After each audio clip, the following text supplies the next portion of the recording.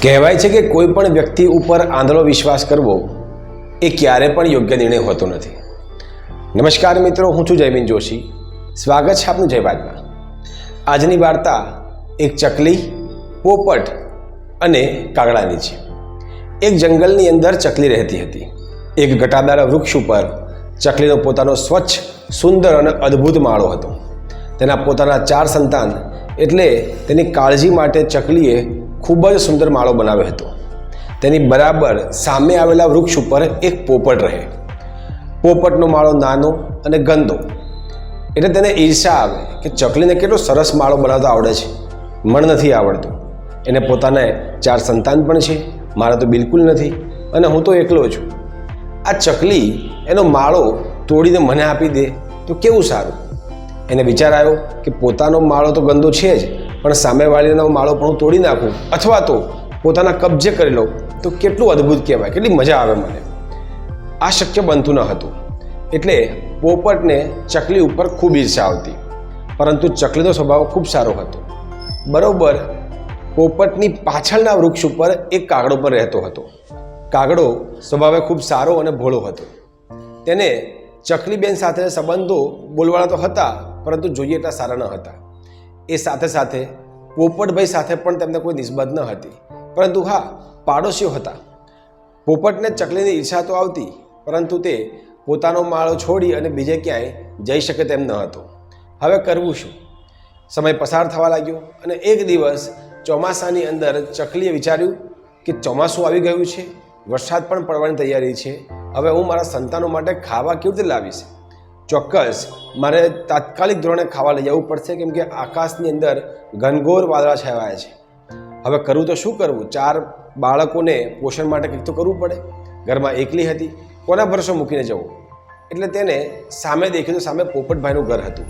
પોપટભાઈ સાથે આમ થોડો ઘણો સંબંધ તો ખરો જ, કેમ કે સામેના પાડોશી હતા। એટલે ચકલીબેને પોપટભાઈને કીધું કે પોપટભાઈ, હું મારા સંતાનો માટે ખાવા લેવા માટે જાઉં છું, તમે થોડી વાર મારા બાળકોને સાચવશો? પોપટભાઈ માની પણ ગયા, મને તેમને હા પાડી દીધી। ચકલીબેન અને પોપટભાઈ વાત કરતા હતા તે કાગડાભાઈએ જોયું, એટલે કાગડાને થયું કે લાવ, પછી તકલીફ થઈ છે, હું વાત કરવા માટે જાઉં, હું પૂછી જોઉં કંઈ કામ હોય તો।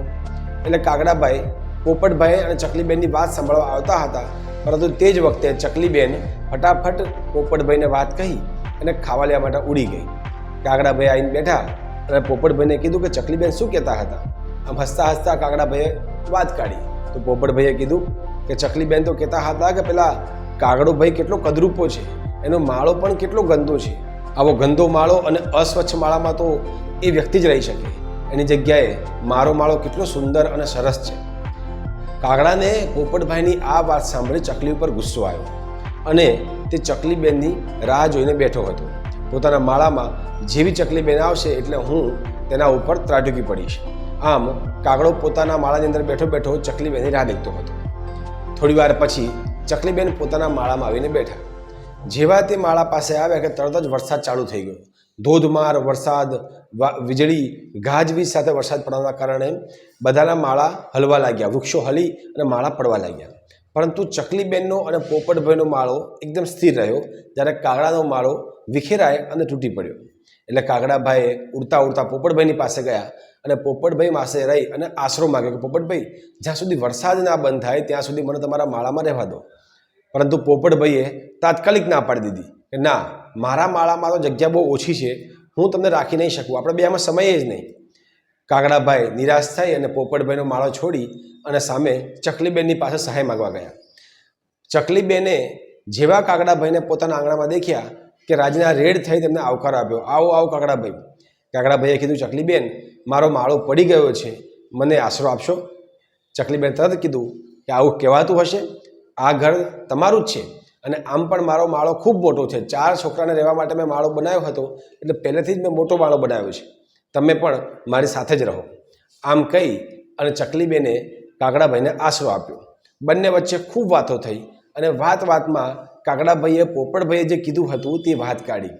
તરત જ ચકલીબેને કીધું કે ના, મારે તો આવી કોઈ વાત થઈ જ નથી, મેં તો પોપટભાઈને એવું કહેતી હતી કે મારે ખાવા લેવા જવાનું છે, એટલે હું જાઉં છું, તમે મારા છોકરાને સાચવજો, તમારા કે તમારા માળા વિશે મારે કોઈ ચર્ચા થઈ નથી। કાગડાભાઈને પોતાની ભૂલનો અહેસાસ થયો. તેને થયું કે હું ચકલીબેન ઉપર નાહકનો ગુસ્સો કરતો હતો. ખરેખર પોપટે મને જૂઠું કીધું હતું. તે ઈર્ષાથી બળતો હતો અને ઈર્ષાના ભાગરૂપે તેને મને પોતાનો હાથો બનાવ્યો.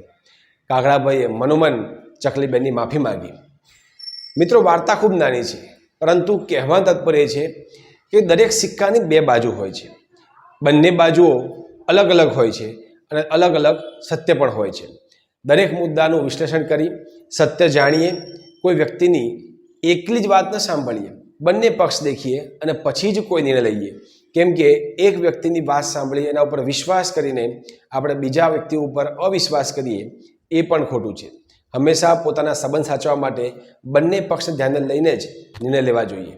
આવી જ નવી વાર્તા અને નવા સંવાદ સાથે ફરી મળીશું. ત્યાં સુધી નમસ્કાર.